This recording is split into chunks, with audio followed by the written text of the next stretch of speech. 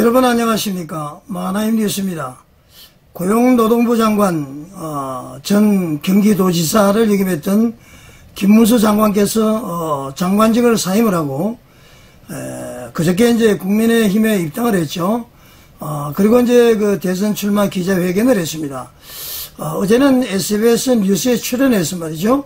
여러 가지 대담을 나눴는데 좀 중요한 얘기를 좀 소개를 드리면은 이재명 대표에 대해서 어떻게 생각하느냐라고 이렇게 이제 앵커가 물으니까 말이죠. 이재명 대표는 너무 거짓말을 많이 한다.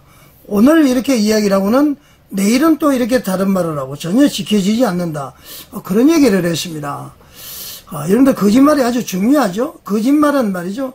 거짓말 그 자체가 나쁘다기보다도 거짓말을 하게 되면은 다른 사람들이 그 사람을 신뢰를 하지 못하잖아요. 서로 믿음이 깨져버립니다.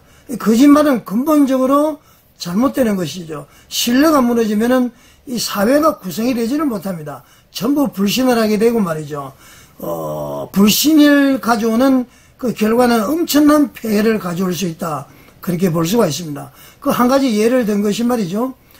반기업 정책의 뭐 하나로 볼 수 있는데 반도체 특별법을 이제 제정하도록 이렇게 많이 했음에도 불구하고 오늘은 한다고 그러고 내일은 안 하고 말이죠. 그래서 어쩔 수 없이 김문수 전 지사께서는 규정을 개정해서 결국은 해줄 수밖에 없었다. 이제 그런 얘기를 했습니다. 그래서 외국으로 가려는 반도체 공장을 우리나라에 계속 존속하도록 하겠다.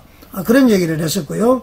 그래서 이제 반미 감정, 반일 감정, 이런 것을 가지고 있는 사람, 거짓말을 많이 하는 사람, 이 나라의 대통령이 돼서 되겠느냐. 12개 혐의를 받고 있는 피고인 이재명을 상대하는 것은 제가 가장 적격이다. 그리고 나는 깨끗하다. 그래서 이번에 아마 봉천동에서 하시는 것 같습니다. 저에게 누군가가 제보를 하는데 말이죠.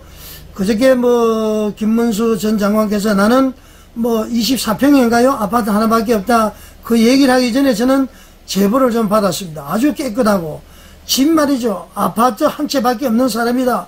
그랬는데 아마 그것이 사실인 것 같습니다. 과거에 말이죠. 극좌에서 이번 얘기를 보면은 대학교 1학년 때 말이죠. 경북중학교, 경북고등학교, 서울대학교잖아요. 완전 아주 두뇌가 아주 우수하신 분이죠.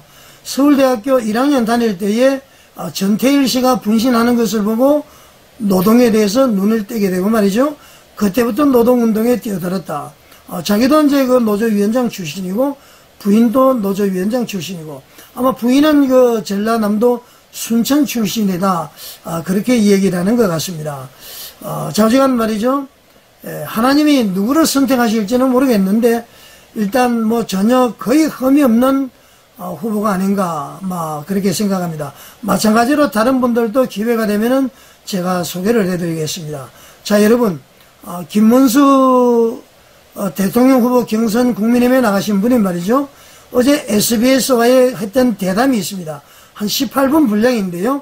그거 한번 시청해 보시겠습니다, 여러분. 네, 이제는 낮은 곳에서 더 뜨겁게 일하겠다. 김문수 전 고용노동부 장관이 대선 출사표를 던졌습니다. 얼마 전까지 출마를 고심하던 김 전 장관이 왜 전격적으로 출마를 결심한 건지, 또 일명 반탄핵 이미지는 어떻게 벗을 건지 궁금한데요. 자, 김문수 전 장관 스튜디오에 직접 오셨습니다.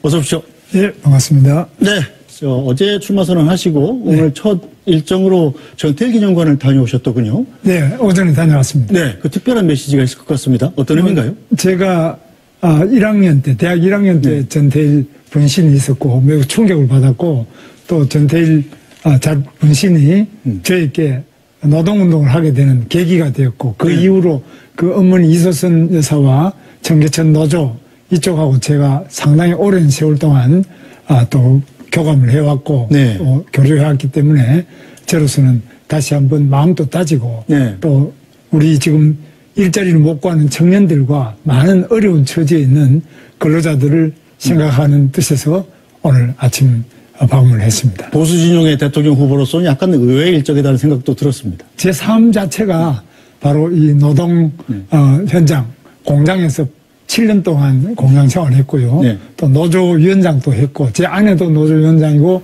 제 형님도 노조위원장 출신입니다. 그래서 제 삶과 노동 현장은 뗄 수 없는 관계이고, 또 이분들의 어려움을 해결하고, 특히 또 요즘 일자리 못 구하는 쉬어섬 청년들에게 네. 일자리를 마련하는 것이 제가 해야 될 일이라고 생각해서 이번에 출마하게 된 겁니다. 네. 자, 좌우를 나처럼 잘 아우를 수 없는 사람은 있는 사람은 나밖에 없다. 이런 뜻으로 들립니다. 그렇습니다. 그렇죠. 저는 뭐 좌의 끝에서부터 네. 우의 끝에까지 저 밑바닥까지 제가 전부 다 가봤기 때문에 정말 국민 통합이 필요한 네. 이 시대에 제가 정말 구석구석을 속속들이 알고 대화를 통해서 하나로 합칠 수 있는 그런 적임자라고 저는 나름대로 생각하고 있습니다. 네. 자, 윤석열 대통령 탄핵 국면에서 자신이 대통령 나가겠다 이런 얘기 한 적도 없는데 보수 진영의 지지율 1위 후보가 갑자기 돼버리셨어요. 그렇습니다. 네, 그때는 뭐 여러 사람들이 물어봤습니다만 전혀 뭐 그런 생각 없다 이런 얘기 하시다가 네. 지지자들이 뭐 찾아가서 뭐 거의 떠밀려 나오시는 그런 모양새가 됐잖아요. 네. 실제로 나가야 되겠다 이런 결심을 언제 하셨습니까? 글쎄 지금 조금 있다가 이게 이제 꺼질 것이라고 많이 봤습니다. 네. 그런데 지금 계속 한 4개월 이상 계속이 되기 때문에 저도 네. 깊이 숙고를 해봤는데 정말 왜 저를 국민들이 부르실까? 그 이유가 무엇일까? 생각을 해봤는데 정말 이 시대가 너무나 우리 젊은이들에게도 절망을 많이 주고 네. 또 국가적으로도 너무 현안이 많지 않습니까? 특히 뭐 북한의 핵 문제부터 시작해서 이 탄핵 문제를 둘러싸고 또 계엄을 둘러싸고 공론이 분열되고 국민들은 너무너무 힘든 상태인데도 불구하고 미국의 트럼프 대통령을 만날 네. 대통령도 없는 이런 답답한 상황에서 정말 이 공난을 극복하고 국민의 절망감을 극복하는데 바로 사람이 필요하다. 저 같은 사람이 필요하다고 부르는 게 아니겠나. 네. 겸허하게 제가 받아들이고 결심을 했습니다. 네. 자, 어제 대선 출마 선언을 하시면서 이재명 후보, 피고인 이재명 후보를 이길 사람은 나 깨끗한 김문수 뿐이다 이렇게 설명을 하셨습니다. 이건 무슨 뜻입니까? 예, 저는 뭐 이재명 후보하고는 너무 이제 잘 아는 관계입니다. 네.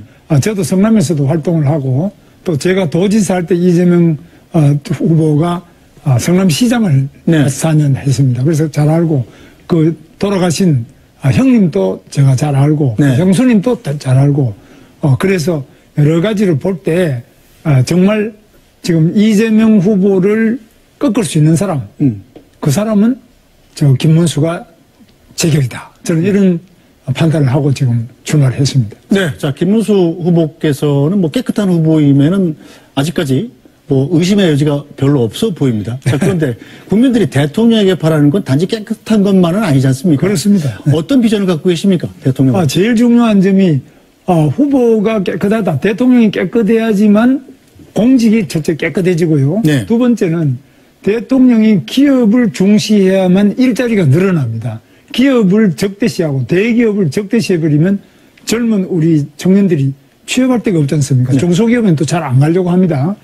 그러면 공무원이나 대기업 이런 데만 좋아하는 우리 젊은 청년들에게 일자리를 마련하려면 기업을 유치를 해야 되는데 지금 기업이 전부 뭐 트럼프 관세도 있지만 해외로 나가지 않습니까? 해외로 나가는 이런 부분을 국내에 오히려 좋은 기업을 유치를 해서 일자리를 만들어야죠. 제가 경기도지사 때 평택에 네. 삼성전자 120만 평 트럼프도 와보고 놀라고 또 바이든도 놀란 바로 이런 현대식 네. 또 가장 앞선 이런 삼성 반도체 또는 현대 자동차 이런 좋은 AI 이런 부분을 많이 늘려가지고 세계적인 글로벌 이런 초기술 격차를 가지고 있는 이런 기업을 많이 창업할 수 있는 사람은 저다 이렇게 생각하고 있습니다. 네. 자, 5년 만에 국민의힘에 복당을 하셨죠. 네. 자, 어제 이른바 쌍권지도부 권영세 그리고 권성동 원내대표 비대위원장 두 분 만나셨던데 네. 어떤 얘기들 하셨던가요? 뭐 저는 이제 이 당에 나름대로 1994년에 입당 이후에 네. 김영삼 대통령 때입니다. 그때 제야에 있다가 당에 입당했는데 그때는 전부 저 같은 과격한 운동권을 왜 입당했느냐 이래서 대통령께도 막 반대하는 분도 많았어요. 그 어려움 속에서 제가 입당을 해가지고 정말 여러 가지로 그동안에 국회의원도 제가 부천 소사에서 3번 하고 또 경기도지사도 2번 하고 또 서울시장은 나가서 안 됐지만 네. 여러 가지로 제가 이 당에서 정말 여러 가지 제 삶을 다 바쳐서 정치 활동과 또 행정을 했는데 이제 다시 복당을 하게 돼서 매우 뜻깊다. 저는 뭐 이 당의 당비 정도가 아니라 선거하고 나면 끝난 다음에 10억씩 이렇게 서울시장 선거할 때나 경기도지사 선거할 때는 선거 자금을 쓰고 남는 건 전부 당에다가 네. 다 반납을 했습니다. 그래서 제가 아마 역사상 후보 중에서 가장 당에 많은 네. 당비를 헌납한 사람. 자, 국민의힘에서 김문수 전 장관님의 복당을 가장 환영하신 분들은 어떤 분들이던가요? 김문수 후보를 위해서 내가 돕겠다 이렇게 나선 현역 의원들 많습니까?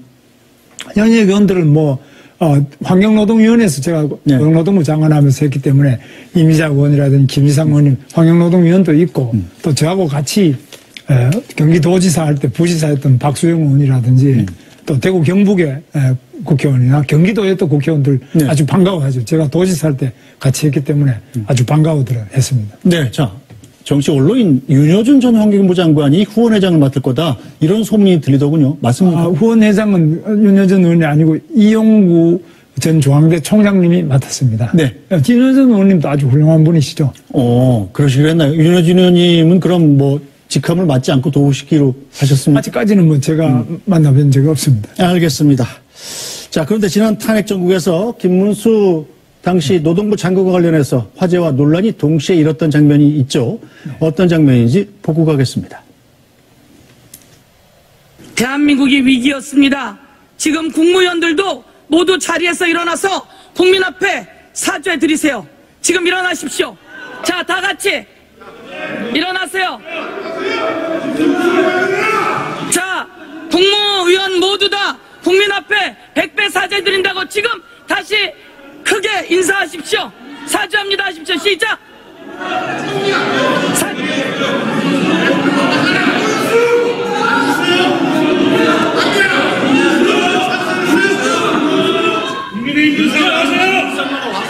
탄핵에 동의하십니까? 탄핵은 뭐 제가 판단하는 문제가 아닙니다. 국민 김문수로서 묻습니다. 국민 김문수도 탄핵을 하느냐 이런 부분은 제가 지금 답변할 필요도 없고 하지 못하겠습니다. 네, 저 국회에서 야당 의원이 국무위원들한테 일어나서 사과하라고 하는데 김문수 노동장관만 그냥 그 자리에 앉아서 빳빳하게 있었습니다. 자, 의도하신 장면이었습니까? 저는 전혀 뜻하지 않고 네. 국회의원도 저도 3번 했지 않습니까? 네. 그런데 국회의원이라고 해서 국무위원들을 발언대에 불러내서 사과하라 이건 되지만 자리에 앉아있는 모든 국무위원들을 다 일어나라든지 서라든지 이렇게 하는 거는 아마 그거는 아무리 국회의원이지만은 그렇게 할 수 없습니다. 갑질을 하더라도 저렇게 하면 안 되는 거죠. 알겠습니다. 자, 이 장면에서 이 보수 지지자 사이에서 바로 이 네. 김문수란 이름이 각인됐던 장면이었던 것 같아요. 경쟁자 얘기로 좀 넘어가 보겠습니다. 네. 홍준표 대구시장 네. 두 분이 서로 친하시죠? 아주 친합니다. 저 네. 15대 초선 때부터 항상 친합니다. 네. 네. 그런데 이 김문수 노동장관께서 대통령 후보에 나오겠다 이렇게 선언을 하니까 약간 요즘 말로 좀 디스라고 합니까? 문수영은 탈레반이야 뭐 이렇게 했더라고요. 그건 전 이중적 의미가 있다고 생각합니다. 홍준표 대구시장이 내가 김문수 후보보다 젊다. 그리고 김문수 후보는 확장성이 약하다. 이런 뜻으로 받아들여지는데 어떻게 생각하십니까? 뭐 홍준표 후보의 그 말은 저는 덕담으로 보고 있는데요. 정말 이재명 후보 같은 사람 또는 우리 사회에 너무나 좀 잘못되어 있다고 생각하는 부분을 과감하게 대청소할 수 있는 그런 확실한 사람은 김문수밖에 없다. 이런 뜻으로 저는 받아들였습니다. 그렇게 받아들였었습니까? 네. 알겠습니다. 그래도 뭐 턱걸이는 홍준표 대구시장은 김문수 장관님만큼 못할 거라고 생각하시죠? 저는 모르겠습니다만 저는 뭐 중학교 때부터 늘 이렇게 턱걸이를 한다든지 요즘 또 뭐 시간이 없기 때문에 턱걸이는 짧은 시간에 전신운동을 할 수 있는 좋은 방법이라고 생각합니다. 어쨌든 대단하십니다. 자, 당내 대선 경선의 춘추 전국 시대를 떠올릴 만큼 많게는 뭐 20명의 후보가 나올 수 있다. 이런 예측들이 계속 나오고 있는데요. 자, 그분들 중에서 가장 강력한 라이벌을 한 분만 꼽으라면 누굴까요? 뭐 다들 훌륭한 분이기 때문에 지금 이미 나와 있는 분 이외에도 바깥에도 뭐 모신다 이러는데 누구라도 우리 이재명 후보를 꺾을 수 있는 분이 있다면 네. 제가 가서라도 모시고 오겠습니다. 아, 그러실 수 있습니까? 그렇습니다. 한덕수 권한대행은 어떻습니까? 그럼? 뭐 한덕수 지금 총리께서는 네. 권한대행을 맡아 계시고 네. 또 이 국가가 굉장히 어려운 때인데 또 그분은 평생 공무원을 하신 분 아니겠습니까? 과연 하실지 뭐 제가 권한다고 하실지도 모르겠고 제가 정말 장담할 수가 없습니다. 어쨌든 민주당의 집권만 막을 수 있다면 내 후보 자리도 기탄 없이 던질 수가 있다. 그렇습니다. 이런 뜻입니까? 그래서 저는 뭐 확실하게 아무 사심 없이 네. 이 대한민국이 이렇게 가서는 안 된다.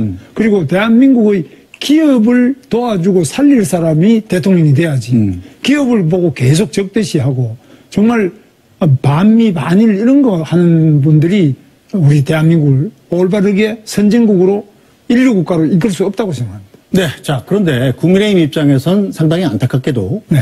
이재명 대표를 꺾을 만한 후보가 잘 보이지 않습니다. 이 열세는 어떻게 극복하실 계획인가요? 아직까지는 너무 후보가 아직까지 정해지지도 않고 네. 우리는 뭐 대통령께서 뭐 후보로 생각했지 대통령이 이렇게 빨리 그만둘 줄 모르는 생각하지 못한 정말 참담하고 황망한 상황에 빠져 있기 때문에 그렇다고 생각합니다. 네. 자, 김문수 후보께서는 삼선 의원, 경기도지사 또 2번, 네. 그리고 고용노동부 장관까지 하셨잖아요. 네. 긴 공직 생활에서 가장 자랑할 만한 경력은 뭐라고 보십니까? 제가 볼 때는 역시 경기도지사 할 때 삼성전자 평택 공장을 유치한다, 판교 테크노밸리를 만들었다, 지금 GTX 세계 최고의 GTX 수도권 광역 철도를 만들어냈다. 이런 것들은 정말 자랑스럽습니다. 네. 자, 이 문제도 좀 안 여쭤보기가 좀 어려운데, 자, 김 전 장관께서는 5년 전에 이 전광훈 목사가 했던 자유통일당을 만들 때 이 대표로 추대돼서 하신 적도 있지 않습니까? 그렇습니다. 이 전광훈 목사와의 관계는 어떻게 설정하실 건가요? 앞으로? 뭐 지금은 그때는 광장에서 우리가 문재인 대통령이 지나치게 친북적으로 간다 싶어서 우리가 했는데 지금은 뭐 요즘에 특별한 연락이나 같이 활동하는 건 없습니다. 일각에서는 그렇다면 김문수 후보가 대통령이 된다면 자유한국당이 국민의힘을 접수할 수도 있다. 이런 걱정까지 하시는 분들이 있더군요. 그거는 전혀 그거는 유언비어고 유언비어입니다. 있을 수가 없습니다. 알겠습니다. 자, 삼선 의원의 경기도지사 2번이나 하셨기 때문에 그동안 정책에 대한 고민도 많이 하셨을 것 같아요. 네. 자, 지금 대한민국에서 가장 시급한 분야 뭐라고 보십니까? 지금 가장 문제가 젊은이들이 졸업은 했는데 네. 일자리가 없어서 그냥 쉬었음이 54만 명의 청년이 쉬었습니다. 그냥 구직 활동도 안 하고 교육도 안 하고 훈련도 없이 그냥 이렇게 집에서 쉬는 이 유능하고 세계에서 가장 유능하고 잘난 우리 청년들이 54만 명이나 그냥 쉰다. 이건 바로 정치권이 깊은 책임감을 가지고 이거부터 해결해야죠. 일자리부터 해결해야지 다른 가물이니 이설이 필요하지 않다고. 우리 젊은이들에게 정말 희망과 또 일자리를 줄 수 있는 이런 사람이 대통령이 돼야 안 되겠습니까? 네. 자, 지금 조기대선은 아주 이례적으로 윤석열 전 대통령이 파면됨으로써 치러지는 거 아니겠습니까? 그렇습니다. 헌법재판소 판결 과정에서도 보여줬듯이 국민의 분열상이 대단히 극심합니다. 이 분열을 치유할 방법은 뭐라고 보시나요? 저 같은 사람이 가장 저는 적합하다고 보는데 저는 좌에서부터 우까지 저 밑바닥부터 제일 위에 있는 사람까지 저는 다 겪어보고 다 알고 또 이분들을 가장 잘 통합해 봤습니다. 제가 경기도지사를 할 때는 민주당의 도의원이 3분의 2가 됐습니다. 그런데 서울에서는 서울시장님이 급식 문제, 무상급식 가지고 싸우다가 그만두셨지만 저는 그 과정에서도 서로 대화를 통해서 해결해서 친환경 농산물을 통한 급식을 해서 잘 이 위기를 극복을 했습니다. 그래서 저는 어떤 어려운 난제라도 대화를 통해서 그리고 양보를 통해서 다 통합해낸 경험을 가지고 있고 그 실적이 있습니다. 네. 자, 답변을 너무 간략하게 해주셔서 한 가지 질문만 더 드리겠습니다. 이재명 대표가 대통령이 되면 왜 안 되는 건가요?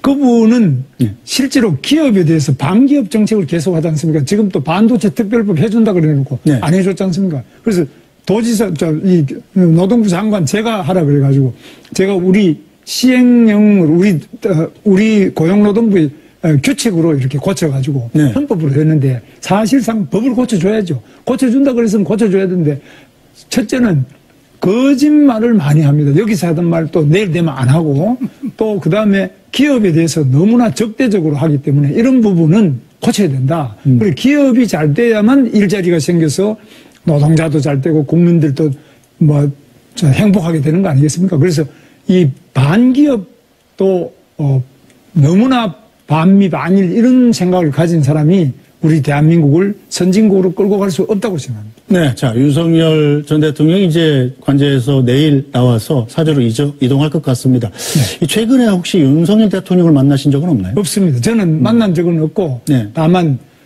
제가 사표를 낼 때, 네. 그때는, 제가 이제 대통령께서 임명해 주셨는데, 오늘 사표를 냈습니다. 이렇게 말씀드렸습니다. 알겠습니다. 자, 어려운 시간 내주셨으니까 국민들에게 왜 나 김문수가 대통령이 되어야 되는가 호소하실 기회를 1분 드리겠습니다. 이쪽 네. 3번 카메라입니다. 네. 이 대한민국 지금 위대하고 기적을 이룩한 대한민국, 건국을 정말 자유민주주의 국가를 건국하고 또, 우리 민주화를 이룩하고 산업화도 다 이룩했는데 지금 절망에 빠져 있습니다. 어려움에 처해 있는 이 대한민국을 구하기 위해서는 우선에 기업이 힘을 가지고 또 젊은 청년들도 절망하지 않고 일자리를 가질 수 있고 또 갈라진 이 국론이 통합될 수 있는 이런 사람은 저처럼 좌와 우와 밑바닥과 가장 높은 모든 분들을 이해하고 또 우리가 미국하고 한미동맹을 강화하고 우방국들과의 관계를 개선하고 지금 관세 폭탄이나 이런 것들을 해결할 수 있는 사람 이 김문수가 가장 적합하다 생각하고 감히 호소를 드립니다. 알겠습니다. 자, 오늘 말씀은 여기까지 듣겠습니다. 나와주셔서 고맙습니다. 네, 감사합니다. 자, 여러분 한 18분 정도 들어보시니까 어떻습니까? 김문수라는 분이 어떤 분인지 다 파악이 되셨죠?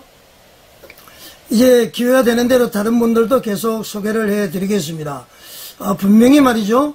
이재명을 꺾을 수 있고 이재명을 꺾을 수 있을 뿐만 아니라 우리나라를 자유민주주의 위에 공고히 하실 수 있는 분, 그런 분이 보수파의 후보자가 되어서 꼭 당선되시기를 바라겠습니다. 자, 여러분 시청해 주셔서 감사드립니다.